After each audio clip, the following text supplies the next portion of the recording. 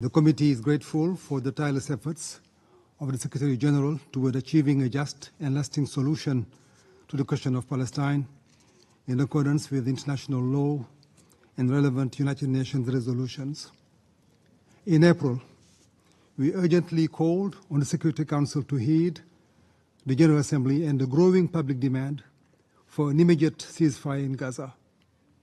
Israel's relentless and disproportionate military actions in densely populated Gaza have caused more than 38,000 dead and 85,000 injured, while displacing over 1.9 million Palestinians.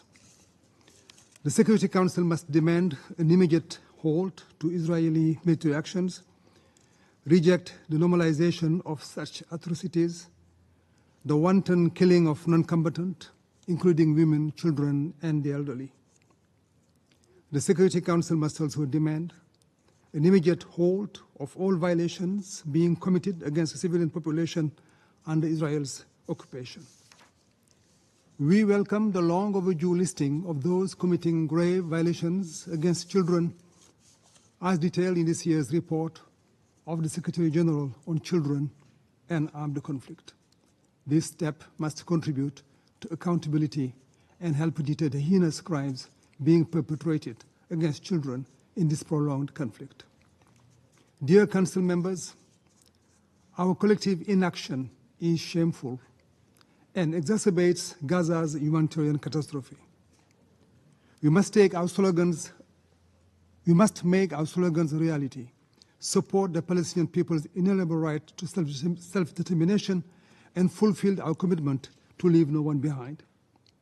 Women in Gaza, who are the majority of the victims, are bearing increased caregiving and domestic burdens in tents and makeshift shelters.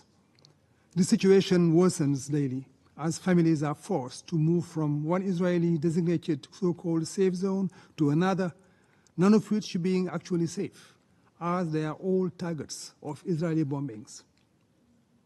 The majority of the 2.3 million Gazans are forced to live amid rubble and garbage, scores of dead bodies lying around, and a demolished sanitation system are heightening the risk of disease. Hunger is a painful reality afflicting the entire population, while Israel continues to hamper delivery of humanitarian assistance. The committee reiterates its strong support to the work of UN agencies in the occupied Palestinian territory, including East Jerusalem and Gaza. We unequivocally decry Israel's steps to undermine UNRWA and prevent the agency to implement its GA-mandated activities.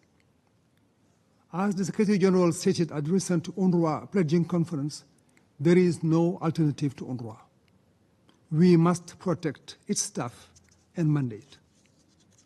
Distinguished Council members, violence in the occupied West Bank, including East Jerusalem, continues at alarming levels, driven by Israel's army and settlers. Palestinian communities continue to suffer an ongoing Nakba, forcibly driven from their land and becoming dispossessed. According to the Israeli press, hundreds of Palestinians in East Jerusalem are facing eviction. Israel provocations, ongoing challenges to the historic and legal status quo at the holy sites, and growing Judaization of the city put pressure on its Palestinian and Arab inhabitants, risking further tensions and violence. We reiterate that any action taken by Israel to impose its laws, jurisdiction, and administration on the holy city of Jerusalem are illegal. We condemn the expansion of illegal settlements and outposts fueled by state policy and Israeli extremists. All settlement activity must stop. The committee acknowledges efforts by Egypt, Qatar, and the US to broker a ceasefire and the release of hostages. The committee highlights the grave situation of Palestinian detainees in Israel prisons, often held without any charge and reportedly subject to torture, and reiterates calls for the release of all those unlawfully detained. As has been stated in this chamber many times, this conflict has wider ramifications. We must strive for peace in occupied Palestine, including East Jerusalem, and must demand adherence by all to the UN Charter's principles principles to prevent proliferation of conflicts that threaten regional stability and global peace and security. UN resolutions and international law are clear. As the occupying power, Israel has the obligation to protect Palestinian civilians. The committee calls for humanitarian access to assist the civilian population and without delay. The committee recently concluded delegation visit to CARICOM, ASEAN, and the OIC to advocate for Palestinian rights. We warmly welcome the recent recognition of Palestine by Barbados, the Bahamas, Jamaica, and Trinidad and Tobago, as well as by Armenia, Ireland, Norway, Slovenia, and Spain. The committee encourages every country that has not done so to recognize Palestine, affirming the inalienable right of the Palestinian people to self-determination and independence. Recognition is an investment in peace and brings hope to the Palestinian people.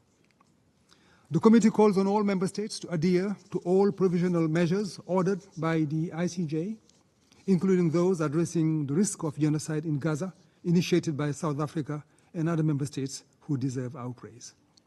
Disregarding ICJ's orders undermines the international legal system and jeopardizes peace and security which this Council must preserve. Earlier today, the ICJ issued its landmark advisory opinion on the legal consequences of Israel's policies and practices in the OPT, including East Jerusalem. The court declared Israel's continued presence in the OPT since 1967 unlawful and called on Israel to bring it to an end as rapidly as possible. It urges Israel to cease all settlement activities, evacuate all settlers, and provide reparations to all natural and legal persons concerned in the OPT. The court also advised that all states are under an obligation to not recognize as legal the situation arising from this unlawful presence of Israel in the OPT and not to render aid assistance in maintaining the current situation. We urge the General Assembly and the Security Council to act on the court's call to end the unlawful presence of the state of Israel in the occupied Palestinian territory swiftly. Our committee and all member states must stand ready to support these efforts.